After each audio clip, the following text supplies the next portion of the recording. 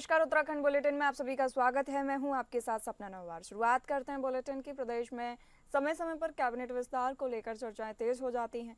इससे पहले कहा जा रहा था कि पितृपक्ष के बाद कैबिनेट विस्तार हो सकता है और अब एक बार फिर जल्दी कैबिनेट विस्तार होने की संभावना जताई जा रही है। इसको लेकर बीजेपी के प्रदेश मीडिया प्रभारी मनवीर चौहान ने कहा कि जो अच्छे कार्य करते हैं उनके लिए हमेशा शुभ दिन होते हैं और हमारी सरकार में अभी कई मंत्री पद रिक्त चल रहे हैं। इसको लेकर मुख्यमंत्री की केंद्रीय नेतृत्व से बात की, बाद ही कैबिनेट का विस्तार होगा। कैबिनेट मंत्री कौन बनेंगे ये तय करना मुख्यमंत्री का विशेष अधिकार है और दिवाली के आसपास कैबिनेट विस्तार की उम्मीद है।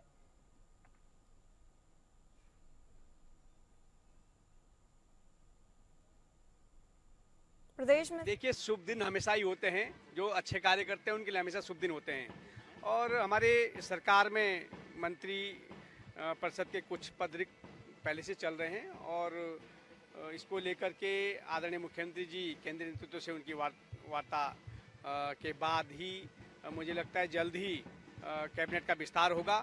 और कैबिनेट मंत्री कौन बनेंगे, कब बनेंगे, ये आदरणीय मुख्यमंत्री जी का विशेषाधिकार है। मुझे उम्मीद है कि जल्द ही दीपावली से के आसपास जो है इसकी कैबिनेट के विस्तार की उम्मीद है। प्रदेश में समय समय पर कैबिनेट विस्तार को लेकर चर्चाएं तेज हो जाती हैं। इससे पहले कहा जा रहा था कि पितृपक्ष के बाद कैबिनेट विस्तार हो सकता है और अब एक बार फिर जल्दी कैबिनेट विस्तार होने की संभावना जताई जा रही है। इसको लेकर बीजेपी के प्रदेश मीडिया प्रभारी मनवीर चौहान ने कहा कि जो अच्छे कार्य करते हैं उनके लिए हमेशा शुभ दिन होते हैं और हमारी सरकार में अभी कई मंत्री पद रिक्त चल रहे हैं। इसको लेकर मुख्यमंत्री के केंद्रीय नेतृत्व से बात की, बाद ही कैबिनेट का विस्तार होगा। कैबिनेट मंत्री कौन बनेंगे ये तय करना मुख्यमंत्री का विशेष अधिकार है और दिवाली के आसपास कैबिनेट विस्तार की उम्मीद है।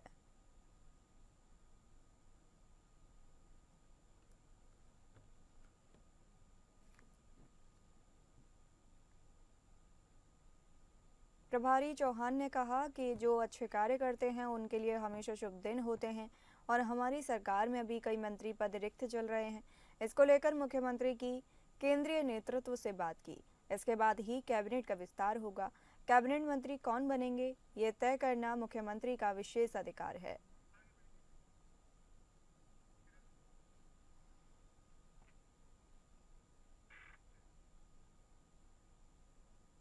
उत्तराखंड के मुख्यमंत्री पुष्कर सिंह धामी ने सरकार जनता के द्वारा कार्यक्रम को एक बार फिर से शुरू करने की तैयारी की है।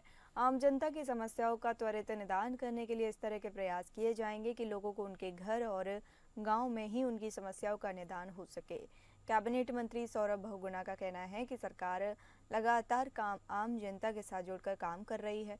वहीं अगर मुख्यमंत्री ने रात्रि प्रवास और जन समस्याओं का समाधान मौके पर ही करने के निर्देश दिए हैं तो उसका भी पालन होगा। दूसरी तरफ सरकार के फैसले पर विपक्ष ने सवाल खड़े करते हुए कहा कि पहले कितना काम रात्रि प्रवास में हुआ जो अब होगा। केवल चुनाव को देखते हुए अब इस तरह के फैसले सरकार लेने का काम कर रही है।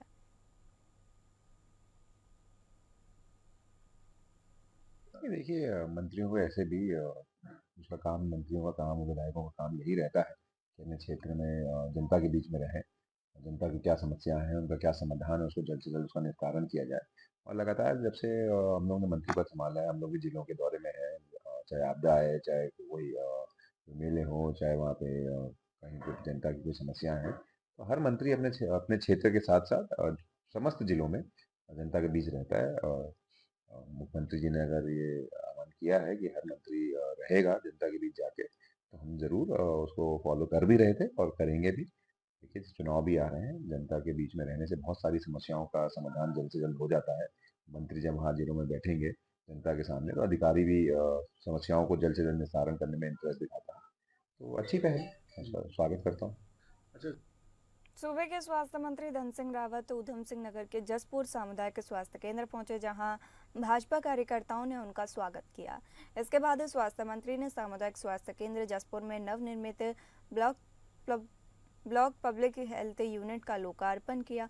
इस दौरान कार्यक्रम में पूर्व विधायक शैलेंद्र मोहन सिंगल, भाजपा जिलाध्यक्ष मनोज पाल, जसपुर विधायक आदेश चौहान मौजूद रहे। वहीं कार्यक्रम में उन्होंने जसपुर सामुदायिक स्वास्थ्य केंद्र को 30 बेड से बढ़ाकर 50 बेड करने की घोषणा की और जल्द ही डॉक्टरों की नियुक्ति भी की।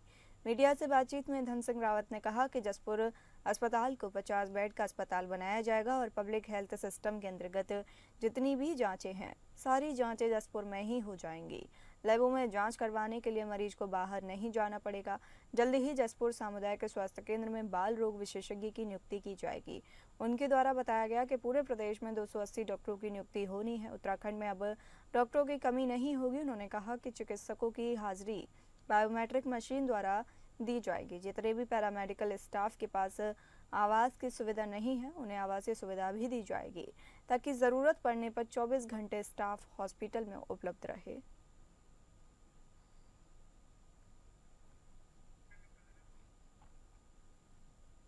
वहीं कार्यक्रम में उन्होंने जसपुर सामुदायिक स्वास्थ्य केंद्र को 30 बेड से बढ़ाकर 50 बेड करने की घोषणा की और जल्द ही डॉक्टरों की नियुक्ति की भी घोषणा की। मीडिया से बातचीत में धन सिंह रावत ने कहा कि जसपुर अस्पताल को 50 बेड का अस्पताल बनाया जाएगा और पब्लिक हेल्थ सिस्टम के अंतर्गत जितनी भी जांचें हैं सारी जांचें जसपुर में ही हो जाएंगी। लैबों में जाँच करवाने के लिए मरीज को बाहर नहीं जाना पड़ेगा। जल्द ही जसपुर सामुदायिक स्वास्थ्य केंद्र में बाल रोग विशेषज्ञ की नियुक्ति की जाएगी।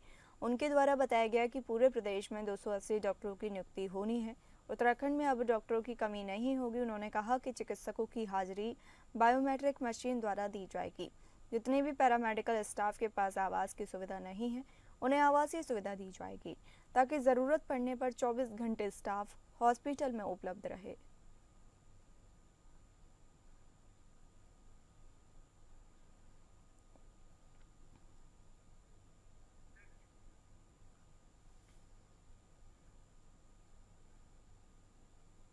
दून समृद्धि ग्रुप ऑफ कंपनी के द्वारा ठगी के शिकार लोगों ने कांग्रेस के प्रदेश उपाध्यक्ष सूर्यकांत धस्माना से मुलाकात की। दून समृद्धि ग्रुप ऑफ कंपनी के द्वारा राज्य के 15,000 से ज्यादा लोगों के साथ 50 करोड़ रुपए की ठगी की गई है। सूर्यकांत धस्माना ने कहा कि इस कंपनी के देहरादून शहर के अलावा देहरादून के विकासनगर, भनियावाला, रानी पोखरी, टेहरी, चंबा, रुद्रप्रयाग, चमोली और पौड़ी में दर्जनों ब्रांच ऑफिस खोले गए हैं और सैकड़ों एजेंट नियुक्त किए गए हैं। ये लोगों से पैसे जमा करवाते हैं, विभिन्न योजनाओं के नाम पर गुमराह करते हैं। धस्माना को शिकायतकर्ताओं ने बताया कि इस कंपनी में लगभग 16,000 खातेदार हैं जिनका करीब 50 करोड़ से ज्यादा पैसा जमा है। अनेक खातेदारों के खातों में जो पैसा जमा करवाया गया उनकी मैच्योरिटी होने पर उनको पैसा वापस नहीं किया जा रहा और पैसा वापस मांगने पर उनको लगातार टाला जा रहा।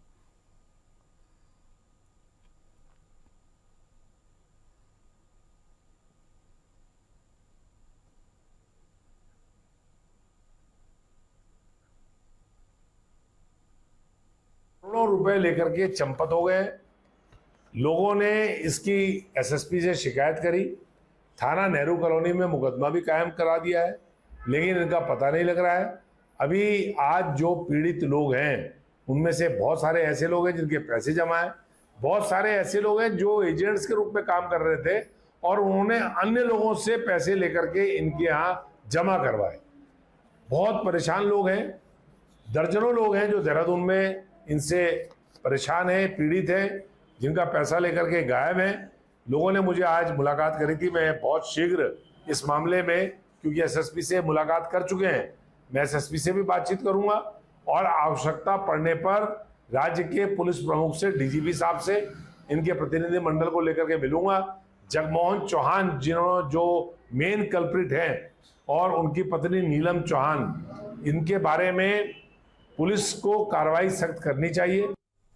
उत्तराखंड के मुख्यमंत्री पुष्कर सिंह धामी ने दीपावली से पहले प्रदेश में सभी सड़कों को गड्ढा मुक्त करने के निर्देश दिए हैं। मुख्यमंत्री के सचिव गढ़वाल मंडलायुक्त विनय शंकर पांडे ने कहा कि मुख्यमंत्री धामी ने पिछले दिनों पीडब्ल्यूडी विभाग की समीक्षा बैठक के दौरान अधिकारियों को दीपावली से पहले सभी सड़कों को दुरुस्त करने के निर्देश दिए। उन्होंने बताया कि मीटिंग के दौरान पीडब्ल्यूडी ने बताया कि 3,888 किलोमीटर सड़कों को गड्ढा मुक्त करने के लिए युद्ध स्तर से काम किया जा रहा है।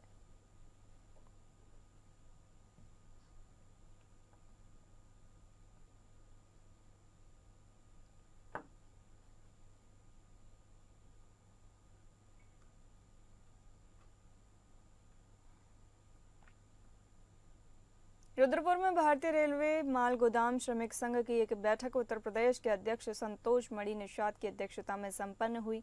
इस दौरान श्रमिकों के हित के लिए विषय से चर्चा की गई। इस दौरान भारतीय रेलवे माल गोदाम श्रमिक संघ गोरखपुर जोन के अध्यक्ष अनिल कुमार गुप्ता ने कहा कि श्रमिकों के दिन बहुत जल्द सुधरने वाले हैं। उन्होंने कहा कि सरकार की गाइडलाइंस के अनुसार 15 अक्टूबर 2025 तक श्रमिकों के दस्तावेज जल्द से जल्द जमा करना होगा। जो श्रमिक समय से अपना दस्तावेज जमा नहीं करेगा वहां पीछे रह जाएगा। वहीं लखनऊ डिवीजन श्रमिक संघ के अध्यक्ष शिरोमणि दुबे ने कहा कि श्रमिकों के 14 लोगों की गैंग लिस्ट बननी है। संघ की तरफ से कोशिश की जा रही है कि कोई भी श्रमिक ना छूटे, जिसके लिए इज्जत नगर मंडल से 12 लोगों की टीम तैयार की गई है। आज एनईआर जोन के में आने वाला इज्जत नगर मंडल हम लोग रुद्रपुर में हैं और सभी भारतीय रेलवे माल गोदाम श्रमिक संघ के जितने श्रमिक हैं उनको ये सूचित किया गया है कि बहुत अति शीघ्र जो गाइडलाइन है भारतीय रेलवे माल गोदाम श्रमिक संघ का, वो गाइडलाइन के हिसाब से जो 15 अक्टूबर का समय दिया गया है उसके हिसाब से सभी श्रमिक अपना डाटा सक्रिय कार्यकर्ता के रूप में जो है उनको जो है अति शीघ्र जमा करें, जिससे जो रेलवे के द्वारा और श्रम मंत्रालय के द्वारा जो मिला है उसको सुचारू रूप से लागू किया जा सके। विकास नगर के सहसपुर थाना क्षेत्र से एक ऐसा हादसा सामने आया जिसने लोगों को दहला दिया। माजरी गांव के पास 4 लेन पर एक कार अचानक अनियंत्रित होकर दुर्घटनाग्रस्त हो गई और देखते ही देखते आग का गोला बन गई। गनीमत रही कि चालक ने सूझबूझ दिखाते हुए वक्त रहते कूदकर अपनी जान बचा ली। प्रत्यक्षदर्शियों के मुताबिक हादसे के बाद कार में लगी आग इतनी तेज थी कि चंद मिनटों में पूरी गाड़ी धधक गई। लोग कुछ समझ पाते उससे पहले ही कार राख में तब्दील हो गई। हादसे के दौरान हाईवे पर कुछ देर के लिए अफरा तफरी मच गई और राहगीरों ने किसी तरह पुलिस को सूचना दी और फायर ब्रिगेड को भी सूचना दी। कहने को तो ये 4 लेन हाईवे सुरक्षा के तमाम दावों से सजा है, लेकिन हादसों का सिलसिला थमने का नाम नहीं ले रहा। सवाल ये है कि सड़कें चौड़ी हो गई पर सुरक्षा के दायरे अब भी तंग क्यों हैं।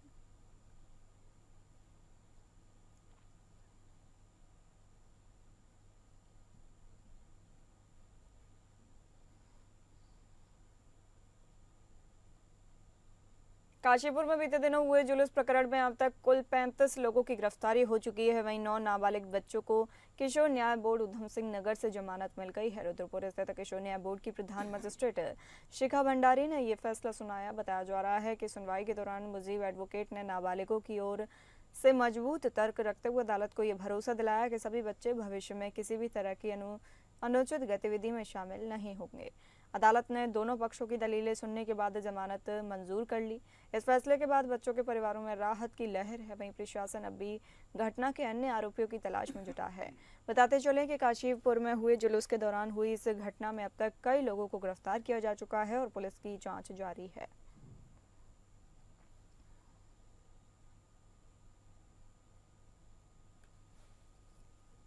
21/9/2025 को जो अली खां में घटना हुई थी और एक जुलूस निकला था बांसपुड़ान में पुलिस के साथ जो घटना हुई थी तो उसमें पुलिस द्वारा करीब 35 लोगों की गिरफ्तारी की गई है।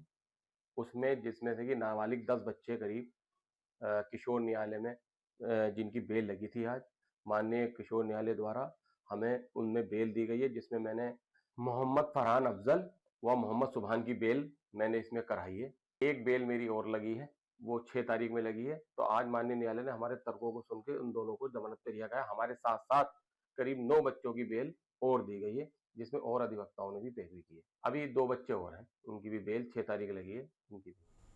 देहरादून पुलिस ने एक अभियुक्त सुरेंद्र कुमार को हिरासत में लिया है, जिसने UKSSC की सहकारी निरीक्षक वर्ग 2 और सहायक विकास अधिकारी की लिखित परीक्षा में फर्जीवाड़ा करने की योजना बनाई थी।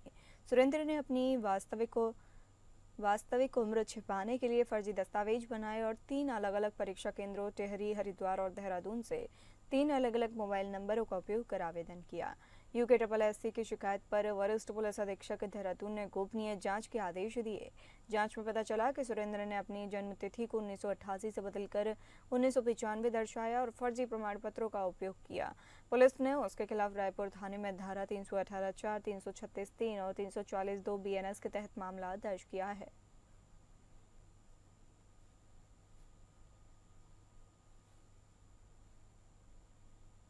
उत्तराखंड अधीनस्थ सेवा चयन आयोग द्वारा एक शिकायत दी गई थी, जिसमें बताया गया था कि 5 तारीख को एक परीक्षा जो सहायक विकास अधिकारी की है उसमें रैंडमली चेक करने पर उसमें एक कैंडिडेट के द्वारा जो है 3 जगह से फॉर्म भरने की बात आई है और इसको जांच के लिए भेजा गया था। उस जांच के क्रम में अपनी टीम हमारी लगाई गई थी और जांच में यह पता चला कि जो व्यक्ति सुरेंद्र है, जिसने यहाँ पर देहरादून में बालावाला का एड्रेस दिखाया, वो यहाँ का निवासी नहीं है, ना यहाँ पर रहता है। साथ ही साथ उसके द्वारा जो विभिन्न फॉर्म भरे गए उसमें जो फ़ोन नंबर दिखाए गए, उन फ़ोन नंबरों से बहुत ज़्यादा जानकारी न होने पर संदिग्धता के आधार पर टीम द्वारा उसकी तलाश की गई और तलाश के बाद पता चला इसका नाम सुरेंद्र था, इसने ये परीक्षा भरी थी। बच्चों की सुरक्षा और जन स्वास्थ्य को सर्वोच्च प्राथमिकता देते हुए उत्तराखंड सरकार ने प्रदेश भर में प्रतिबंधित कफ सिरप और औषधियों के खिलाफ सख्त अभियान शुरू किया। मुख्यमंत्री पुष्कर सिंह धामी, स्वास्थ्य मंत्री डॉक्टर धन सिंह रावत के निर्देश पर स्वास्थ्य विभाग और खाद्य सुरक्षा एवं औषधि प्रशासन की संयुक्त टीम प्रदेश के सभी जिलों में मेडिकल स्टोर्स, थोक विक्रेताओं और अस्पतालों की औषधि दुकानों पर ताबड़तोड़ छापेमारी कर रही है। ये अभियान हाल ही में राजस्थान और मध्य प्रदेश में खांसी की दवा के सेवन से बच्चों की मौत की घटनाओं के बाद शुरू किया गया है। उत्तराखंड सरकार ने इसे जन स्वास्थ्य से जुड़ा गंभीर मामला मानते हुए तत्परता से कार्यवाही प्रारंभ की है।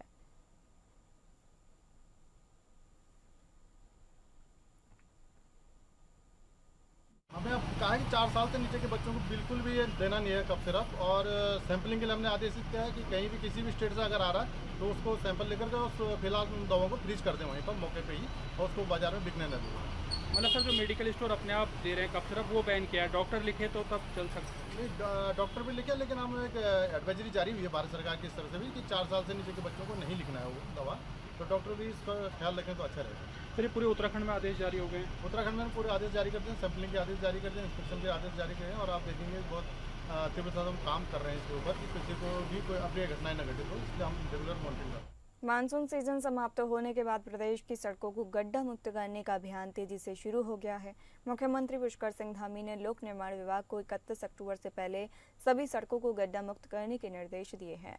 वहीं लोक निर्माण विभाग के प्रमुख अभियंता राजेश शर्मा का कहना है कि उन्होंने विभाग को दीपावली पर्व से पहले सभी सड़कें गड्ढा मुक्त करने के आदेश किए हैं, जिसमें टोटल 3,921 किलोमीटर सड़कों में से 1,100 किलोमीटर सड़क अभी तक गड्ढा मुक्त कर दी गई हैं।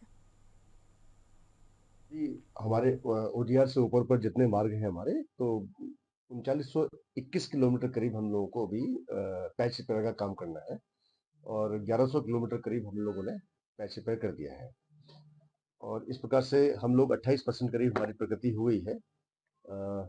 माननीय मुख्यमंत्री के आदेश हैं कि जितने भी हमारे दिवाली से पहले जितने भी हम मुख्य सड़कें हैं और जो शहरी भाग हैं उन सबको अपना हम लोग अपना पैच रिपेयर करते हैं। तो अभी आज सेक्रेटरी साहब द्वारा भी इसमें मीटिंग ली गई थी, जिसमें हमारे सभी खंड इसमें जुड़े हुए थे, NHAI वाले भी थे, इसमें BRO भी शामिल थे। तो सभी का ये हुआ है कि हम लोगों को ये किसी भी हालत में दिवाली से पहले हमने मुख्य मार्ग जितने भी हमारे वो कर देने हैं, और जो हमारे मुख्य शहरों की सड़कें हैं वो भी हमें दिवाली से पहले करने के लिए आदेश दिया गया है। तो इसका हमने दोबारा से कार्य योजना मांगी है खंडों से। उत्तराखंड में मासूमों के लापता होने का सिलसिला थमने का नाम नहीं ले रहा है। राष्ट्रीय अपराध रिकॉर्ड ब्यूरो की ताज़ा रिपोर्ट ने राज्य में बच्चों की सुरक्षा व्यवस्था पर गंभीर सवाल खड़े कर दिए हैं। पिछले 1 साल में औसतन हर 3 बच्चे प्रदेश से गायब हो गए। सबसे चौंकाने वाली बात यह है कि अब तक 9 से ज़्यादा बच्चे नहीं मिल पाए। राष्ट्रीय अपराध रिकॉर्ड ब्यूरो यानी NCRB की ताज़ा रिपोर्ट में बड़ा खुलासा हुआ है। वर्ष 2023 से 24 के दौरान उत्तराखंड से कुल 1209 बच्चे लापता हुए। इनमें 408 बालक और 802 बालिकाएं शामिल हैं, लेकिन इनमें से सिर्फ 276 बच्चे ही अपने घर लौट पाए, जबकि 933 अब भी गुमशुदा हैं। हर साल पुलिस ऑपरेशन स्माइल चलाकर लापता बच्चों को खोजने के दावे करती है, लेकिन NCRB की रिपोर्ट ने इन दावों की पोल खोलकर रखती है। कई परिवार आज भी अपने बच्चों की तलाश में दर-दर भटक रहे हैं।